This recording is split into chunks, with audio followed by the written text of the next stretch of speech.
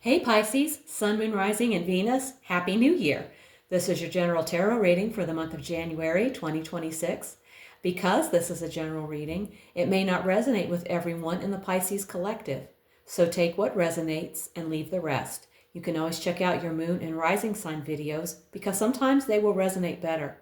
The deck shuffled, spirits here. Let's get to it. The first card I draw will talk about your present situation. We have the Two of Wands. The Two of Wands is the card of planning, potential, and personal power. It represents that moment when you're standing on the edge of a new path, looking out, knowing more is possible, and deciding what move to make next. This card is about acting with intent, not rushing, but choosing boldly, taking the lead in your own life. You've got the vision, now choose the direction. This is your call to step out of your comfort zone and shape your next move with confidence. You don't have to know everything, you just have to begin. All right, let's see what your challenge is for January. We have judgment. When judgment appears in the challenge spot, it often signals difficulty with self-assessment, accountability, or embracing a major turning point in life. In this spot, the card's usual themes of renewal, awakening, and decisive action can feel blocked, delayed, or resisted. Judgment suggests the struggle isn't just about making a big life decision. It's about finding the courage to truly see yourself, forgive yourself, and answer the call to transformation. Okay. Now let's look at the best you can hope for. And we have the Six of Wands. This signals a strong potential for recognition, success, and validation, but it's not a guarantee. It's what could happen if things go well and you stay on course. It means that victory is within reach.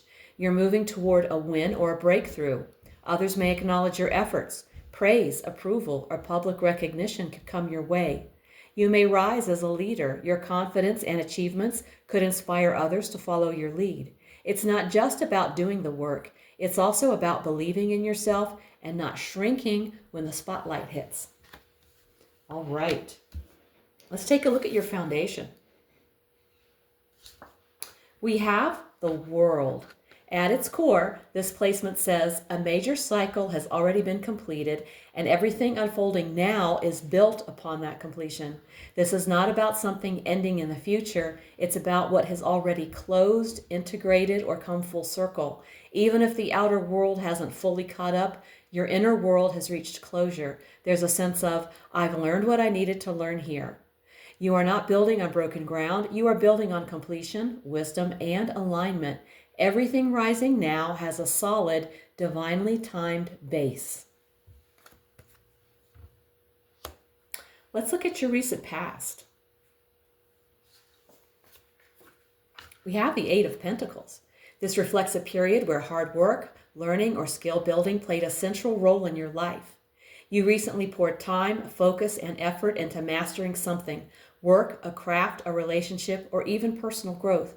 Your recent efforts are setting the stage for what's happening now.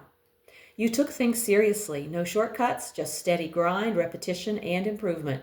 Now you're dealing with the results of that focus, whether it's success, fatigue, or the next level calling. All right, well, let's take a look at the near future and see what's there. We have the Hierophant. The Hierophant in the near future means you're entering a chapter where tradition, structure, or established systems will be central. You may find stability and wisdom or feel the tension of needing to follow rules you're not sure you believe in. Either way, this is a time of formal learning, spiritual grounding, or societal alignment. Okay, now let's take a look at you. And you are embodying the energy of the High Priestess. You are operating from intuition, not noise. You may not be saying much, acting impulsively, or explaining yourself, and that's intentional. You're listening inwardly rather than reacting outwardly. Spirit is saying you don't need more information. You need to trust what you already feel. This is a time of inner knowing, gut feelings, quiet awareness, and observation. Your power right now is quiet clarity, intuitive wisdom, and inner alignment. And that's exactly where you're meant to be. All right. Let's look at your environment. We've got the Nine of Swords. The environment position says this stress isn't only coming from you.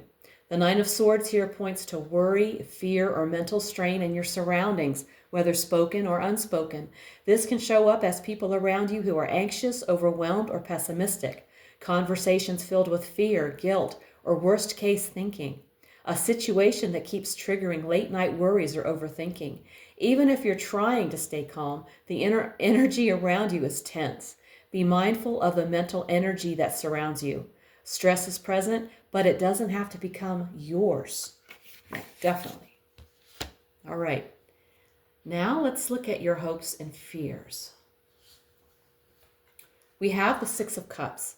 This can be a wish to recapture a time when things felt lighter, or to restore trust and warmth in a current situation. At the same time, there can be a quiet worry that clinging to the memory will prevent growth, or that revisiting the past could reopen wounds. The lesson isn't to erase the past, but to integrate it wisely. Spirit is saying you're learning how to cherish the past without letting it define your future. Let memory be a teacher, not a tether. Okay. And now we've arrived at the outcome. And we have the Devil. You may end up bound to something disempowering, a toxic relationship, a self-sabotaging habit, or a situation that limits your freedom or growth. This isn't fate, it's a warning. The chains are loose. You can still walk away, but if you don't act with awareness, you might not. The Devil in this spot can also be the moment of realization. You see the trap, you recognize the illusion, you get the chance to break free, but only if you're honest with yourself about what's really driving you. The Devil warns that unchecked desires, fears, or patterns could lead to bondage, not freedom. But the power to change course is still in your hands. All right. Now let's take a look at the bottom of the deck. The card showing the energy underlying everything in this reading. And we have the Two of Cups. At the root of your situation, there's a craving for mutual understanding and emotional balance. Whether or not it's obvious on the surface, the deeper drive is about coming into union with another person, with a purpose, or even with yourself. A specific connection, past, present, or emerging, might be influencing your actions, thoughts, or choices more than you realize. This could be a reconciliation, a soul bond, or unfinished emotional business. Whether it's hope, fear, or longing, it's there, quietly influencing your path. So pay attention to how connection or disconnection may be motivating what you're doing right now. All right. Now let's take an oracle message from Spirit. Spirit, what do you want to say to the Pisces Collective for January? Warrior Spirit.